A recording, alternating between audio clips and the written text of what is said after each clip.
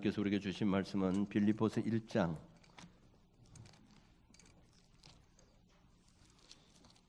27절에서 마지막 절까지 봉독하겠습니다.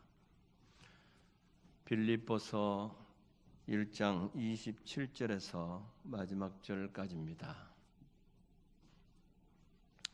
찾으신 줄 알고 봉독하겠습니다.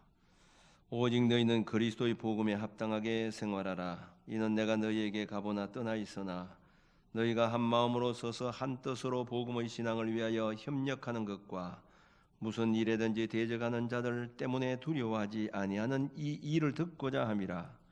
이것이 그들에게는 멸망의 증거요 너희에게는 구원의 증거니 이는 하나님께로부터 난 것이라. 그리스도를 위하여 너희에게 은혜를 주신 것은 다만 그를 믿을 뿐 아니라 또한 그를 위하여 고난도 받게 하려 하심이라. 너희에게도 그와 같은 사움이 있으니 너희가 내 안에서 본 바요 이제도 내 안에서 듣는 바니라. 아멘. 이 말씀을 통해서 내주실 줄로 믿습니다. 찬양대 찬양 있겠습니다.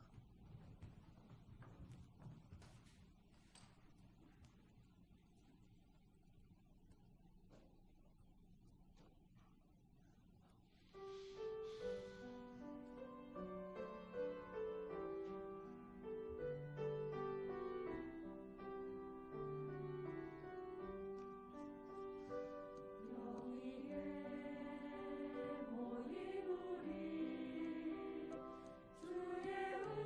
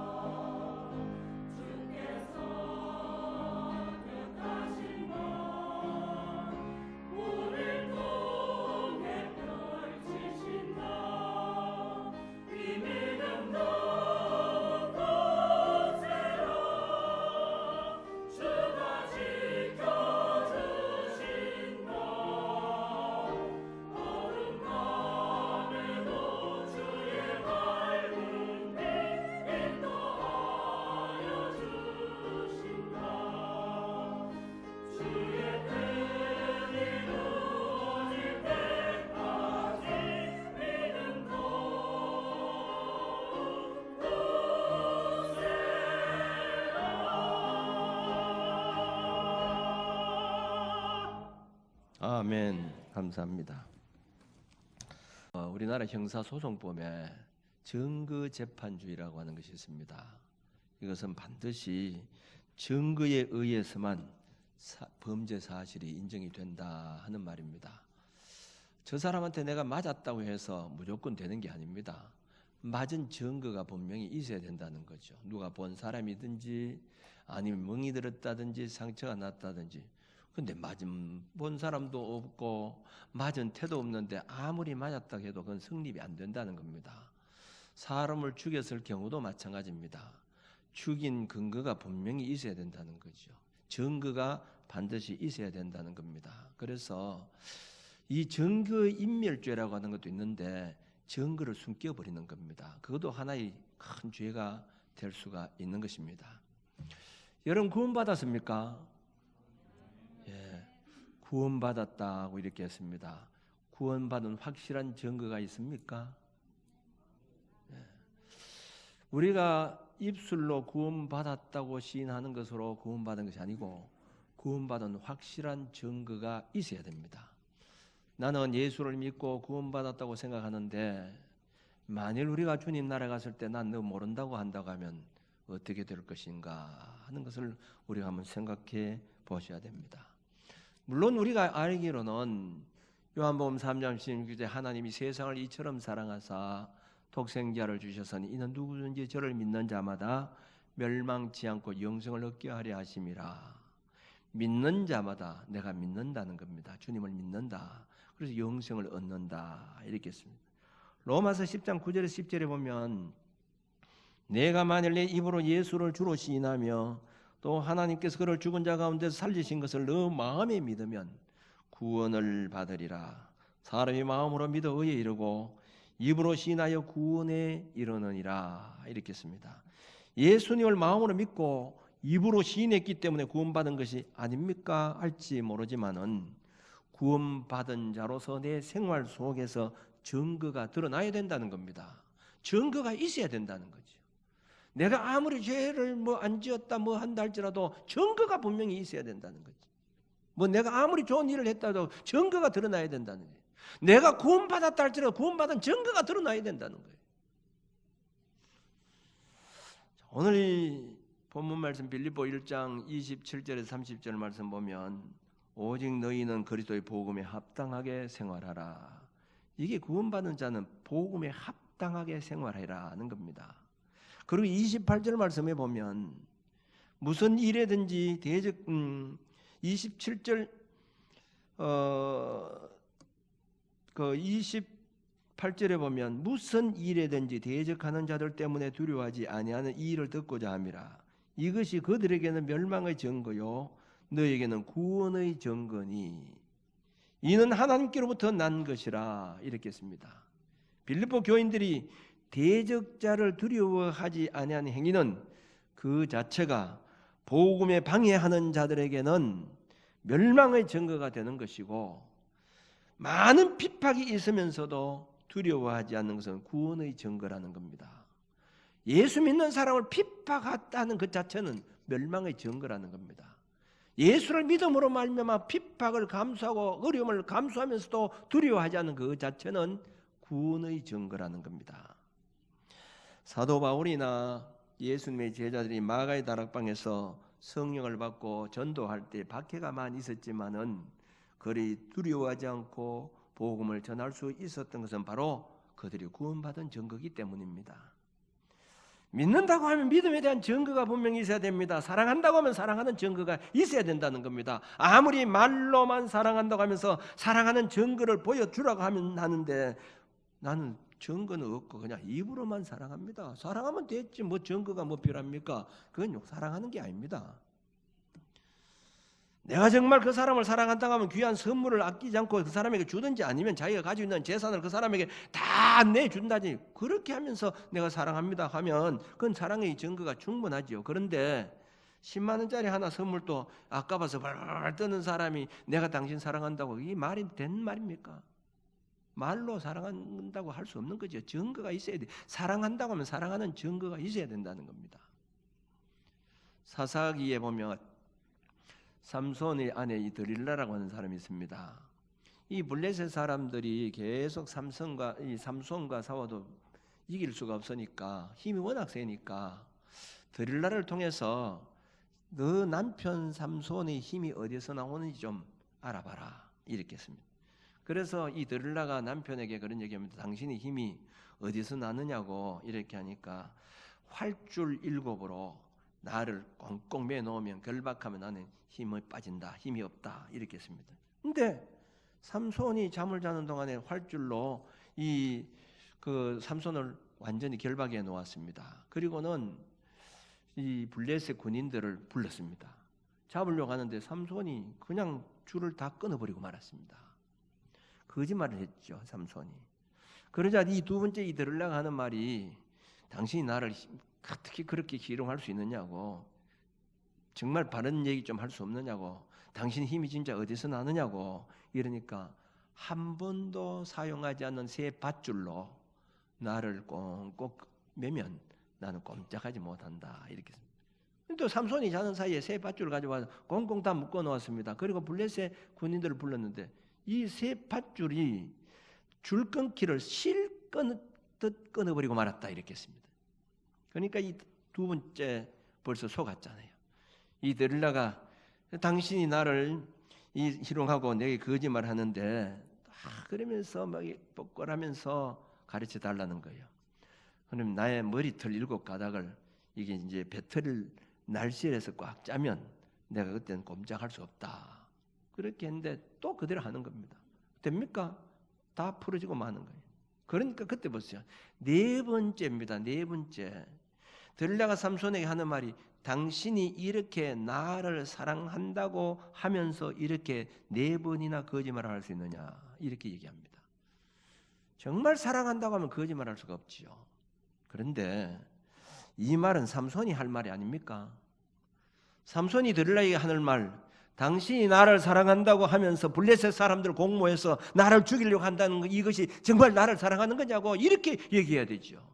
당연히 그런 얘기해야 되죠. 너 당신 나를 사랑한다고 하면 지금 블레셋 군인들하고 나를 죽이려고 지금 하고 있는데 이거 진짜 나를 사랑하는 것이냐고 이렇게 반문해야 될 터인데, 그런데 이 삼손은 자기 사 그대로 다 얘기했죠. 나는 어릴 때부터 이 머리를 깎지 않았는데 이 머리칼이 다 빠지면 깎이면 힘이 없다고 하니까 들라가 삼손을 자기 무릎에 재워놓고는 머리를 홀딱 다 깎아버리고 말았습니다. 그리고는 블레셋 사람들을 다 불렀더니만 힘을 내려고 하더니 힘이 나지 않지요. 그래서 결국은 블레셋 사람들에게 붙잡혀서 눈이 빼이고 결국 비참하게 죽고 말았지요. 삼손이 아무리 드릴라를 사랑한다고 해도 벌써 자기를 죽이려고 하는 일에 동조하려고 한다는 것을 알게 되면 그건 사랑의 증거가 아니라는 것. 저 여자가 날 사랑하지 않는구나, 이걸 알아야 되지. 그걸 분별하지 못했다는 겁니다. 사랑의 증거를 보면 알 수 있다는 거예요. 사랑한다고 하면 사랑하는 증거가 분명히 있어야 되고, 믿는다고 하면 믿음에 대한 증거가 분명히 있어야 됩니다. 우리가 예수를 믿고 구원받았다고 하는데 구원받은 증거가 있느냐 이 말입니다. 증거가 있느냐? 구원받은 증거가 있느냐? 말은 구원받았다고 해서 구원받은 증거가 없으면 구원받았다고 할 수 없다고 하는 겁니다. 구원받은 자라고 하면 최소 증거가 있어야 됩니다. 최소한 증거가 뭐 있어야 되냐? 첫째는 일의 우선이 달라져야 된다는 겁니다. 우선 순서가 달라진다는 겁니다. 우리가 구원받지 못했을 때는 무슨 일이든지 세상 일이 우선합니다. 세상적으로 이익권이 우선합니다. 돈 되는 일에 우선합니다. 흥미있는 일, 출세하는 일, 이런 일이 있으면 만사를 제쳐놓고 그 일을 다 우선하지요.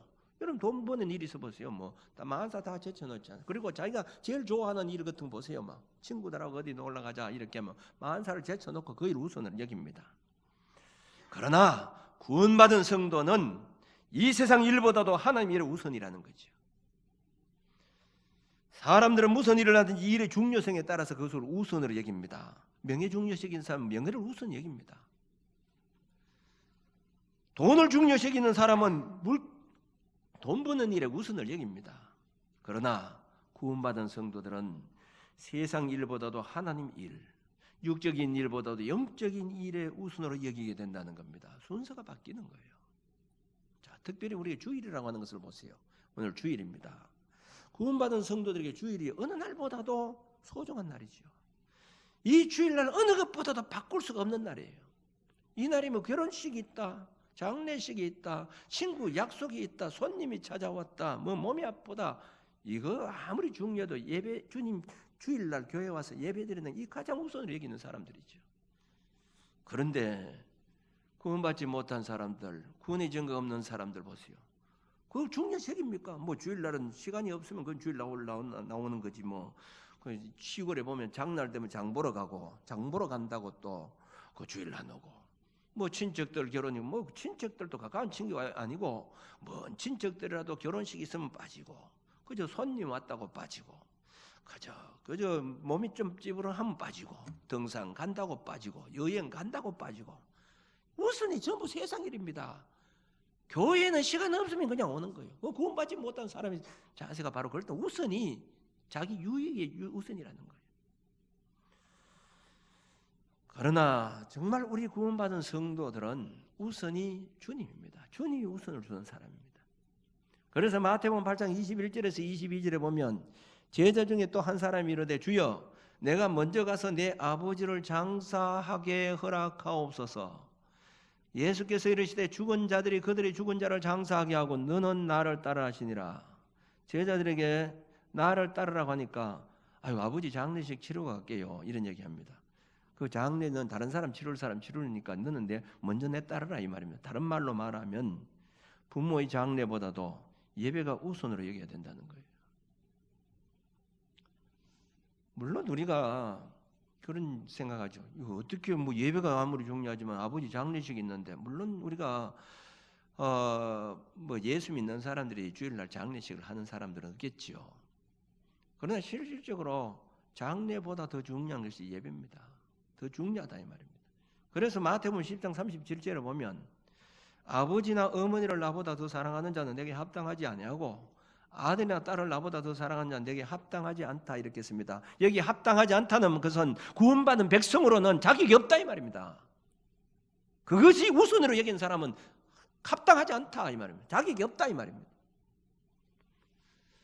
마태복음 8장 24절, 5장 24절을 보면 예물을 제단 앞에 두고 먼저 가서 형제와 화목하고 그 후에 와서 예물을 드리라 이렇게 했습니다. 구원받은 우리 성도들은 예배 중요하지만은 그러나 형제와 하나 되는 것, 화목하는 것, 이거 우선으로 여기라는 거죠.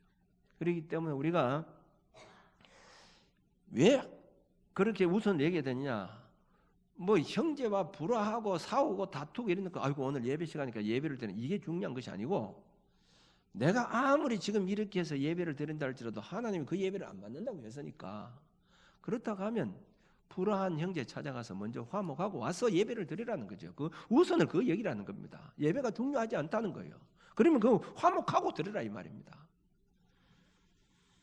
마태복음 7장 5절 말씀 보면 외식하는 자여 먼저 너 눈 속에 들보를 빼어라. 그 후에 밝히 보고 형제의 눈 속에 티를 빼리라 이렇게 했습니다. 구원받은 자는 남의 허물을 빼려고 하지 않고 자기가 모르는 허물이 있다고 하는 것을 알고 먼저 자신을 돌아본다는 겁니다.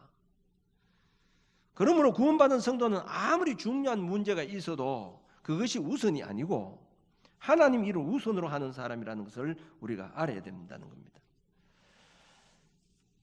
두 번째는 구원받는 증거는 가치관이 달라야 된다는 겁니다. 가치관이 다르다.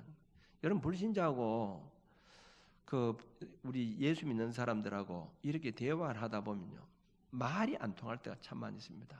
만일 여러분들이 신앙생활하면서 불신자들하고 대화하는데 저 사람이 사상도 같고 생각하는 것도 같고 가치관도 내하고 비슷하다 그러면 그 사람이 신앙적인 사람이든지 내가 세속적인 사람이든지 둘 중에 하나입니다. 절대로 말이 안 통합니다. 가치관이 다르기 때문입니다. 소위 말하는 차원이 다르다는 거예요. 옛날 구원받지 못해서는 돈이 최고입니다. 그리고 명예가 최고로 보입니다. 그러나 구원받은 사람은 그것이 가치를 두지 않는다는 거예요. 쉽게 말하면 구원받은 성도들이 복의 개념이 다르다는 겁니다. 무엇이 복입니까? 뭐 세상적으로는 물질이 복이고 명예가 복이고 인기 이것 최고의 복으로 생각되지만은 구원받는 성도들은 그것에 매이지 않는다는 겁니다. 그게 최고, 그것이 필요 없다는 게 아니에요. 그게 별 것 아니라는 겁니다. 그렇게 큰 가치를 두지 않는다는 겁니다. 사도 바울도 처음에는 인기라든지 출세에 대해서 노력한 사람입니다. 그런데 그가 다메섹 도상에서 부활하신 예수를 만나고 난 다음에 완전히 가치관이 다 달라졌지요. 빌립보서 3장 7절에 보면 7절에서 8절 그러나 무엇이든지 내게 유익하던 것을 내가 그리스도를 위하여 다 해로 여길 뿐더러 또한 모든 것을 해로 여기면 내 주 그리스도를 예수를 아는 지식이 가장 고상하기 때문이라. 내가 그를 위하여 모든 것을 잃어버리고 배설물로 여기면 그리스도를 얻고 이렇게 했습니다. 주님 한 분만 있으면 부럽지 않다는 겁니다. 나는 세상 것은 다 배설물처럼 여긴다는 거예요. 똥처럼 여긴다는 거예요. 큰 아파트, 좋은 차, 높은 자리 그것 별것 아니라는 거예요. 은혜 받고 주님 사랑받고 인정받으면 그것은 나를 통해서 하나님의 살아계심을 증거가 보인다고 하면 그것 이상 더 부러울 것이 없다는 겁니다. 자, 우리가 가령 이런 얘기를 해보세요. 대화를 하는 가운데 우리 아이가 지금 학교에서 공부를 전국 1등을 해가지고 서울대학에 지금 토업으로 들어갔고 뭐 또 들어갔는데 그리고 나와서 어느 좋은 직장에 간대.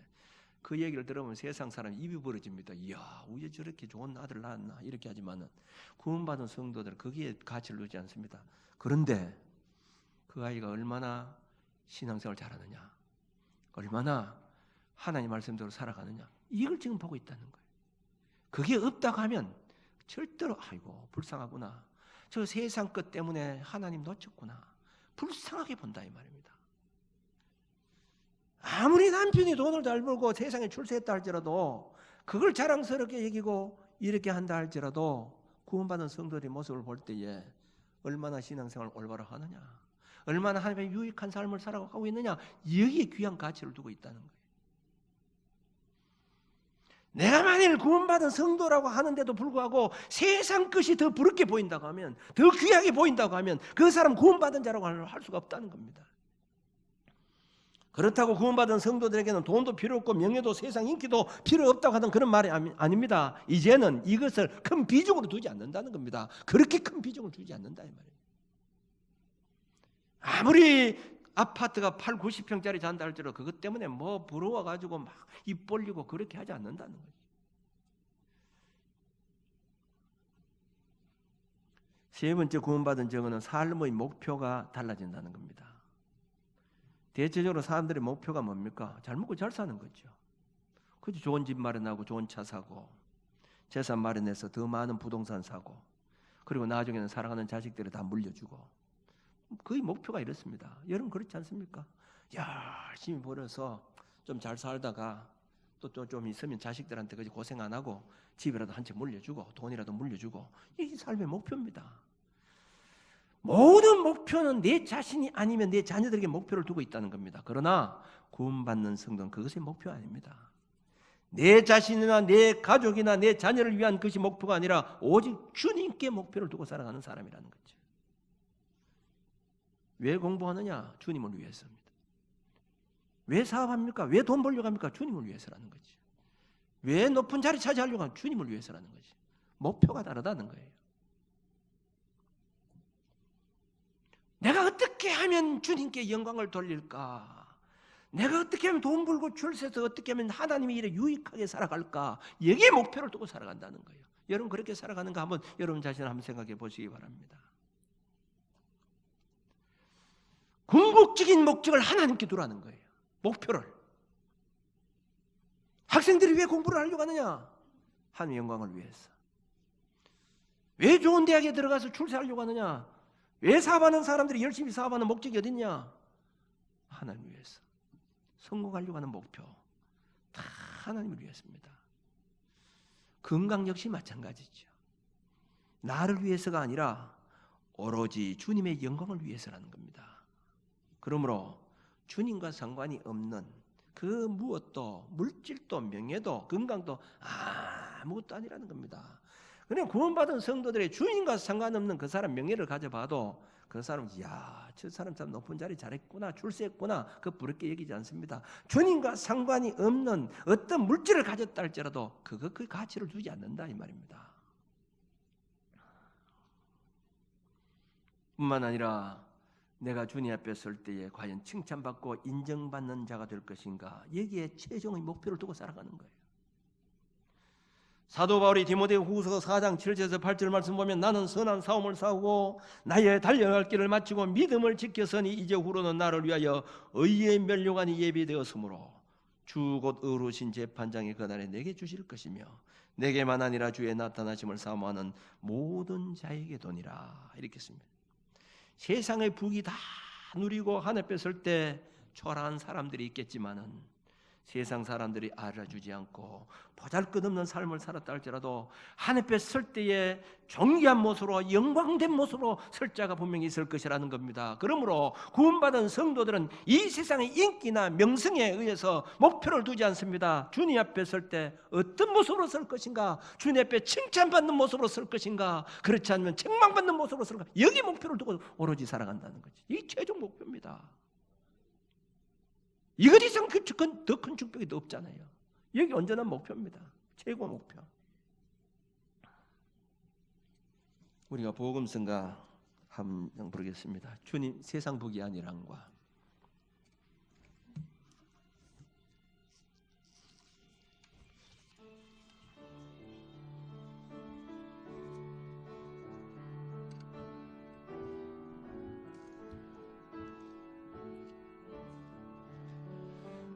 세상 부귀 아니함과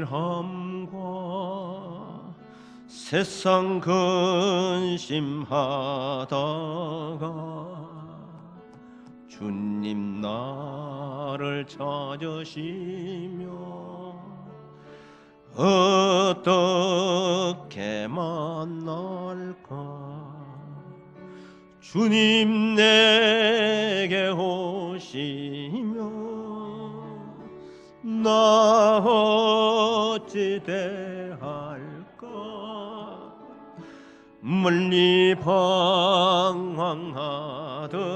나 불쌍한 이 죄인 이제 주만 생각하며 세상 근심 이제 주만 생각하며 이제 주만 생각하며 세상 권세 버리고 세상 권세 버리 이제 주만 생각하며 이제 주만 생각하 세상 영광 버리고 세상 영광 버리 두 손 들고 주물러서 두 손 들고 눈물로 오직 주만 바라보며 오직 주만 바라보며 주만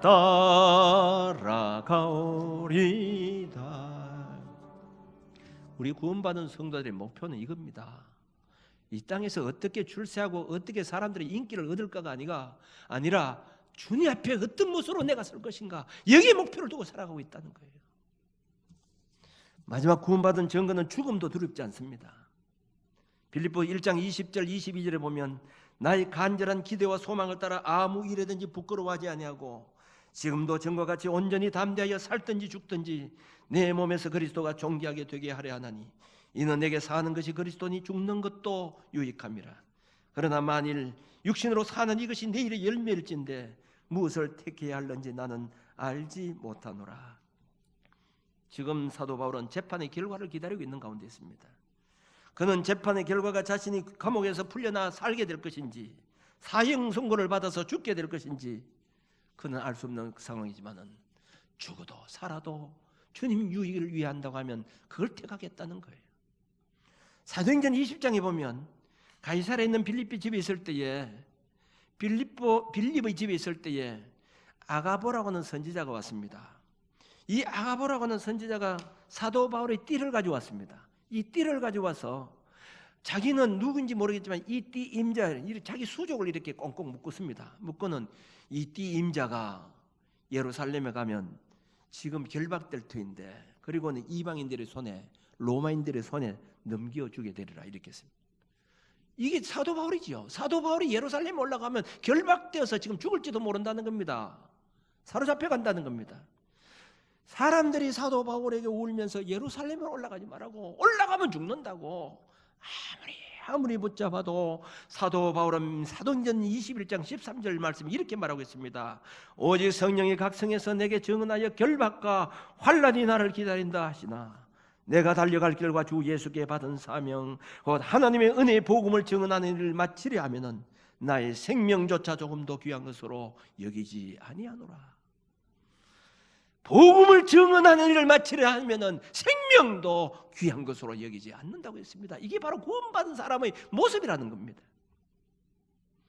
이렇게 죽음 앞에서도 당당할 수 있었던 것은 비결이 뭐냐? 구원받은 증거가 확실하기 때문이라는 거죠.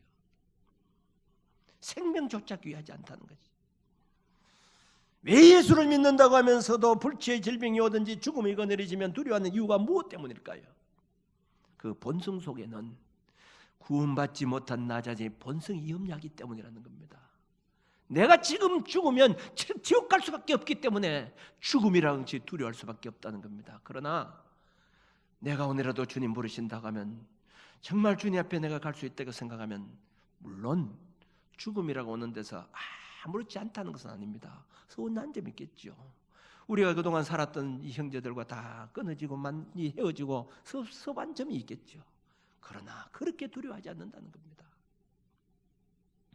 내가 교회 다니니까 구원받았겠지 하는 막연한 기대를 버리고, 내가 정말 구원받은 사람인가? 그러면 구원받은 증거가 과연 나에게 분명히 있는가? 여러분 한번 살펴보시길 바랍니다. 구원받은 증거가 내가 확실치 않다고 하면 뭔가 믿음에 문제가 있습니다.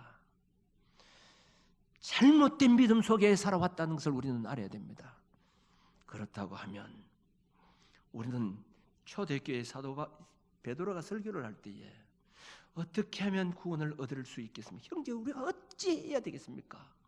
이렇게 통곡했던 것처럼 우리가 만일 내 자신 속에 이 구원받은 확신이 없다고 하면 다시 한번 새로운 결단을 해야 된다는 겁니다. 막연한 신앙생활을 하지 마시길 바랍니다. 입으로만 내가 구원받았다고 하는 확신을 가지고 내가 구원받았겠지, 착각 속에 빠지지 말아야 합니다. 구원받은 증거가 있느냐 이 말입니다. 삶의 순서가 바뀌었느냐는 거예요. 옛날 세상 일을 우선하다가 정말 주님을 위해서 우선이 바뀌었느냐는 겁니다. 가치관이 달라졌느냐는 겁니다. 세상 것이 별것 아닌 것처럼 보여졌느냐는 겁니다. 그리고 삶의 목표가 오직 주님을 위해서 목표가 바뀌어졌느냐는 겁니다. 오늘이라도 주님 나를 부르신다고 하면 여러분 죽음이 두렵지 않느냐 이 말입니다. 막연하게 신앙생활하지 말고 이 구원받은 자로서 분명한 증거를 가지고 담대하게 살아갈 수 있는 저와 여러분들이 되어주시길 바랍니다. 기도드리겠습니다.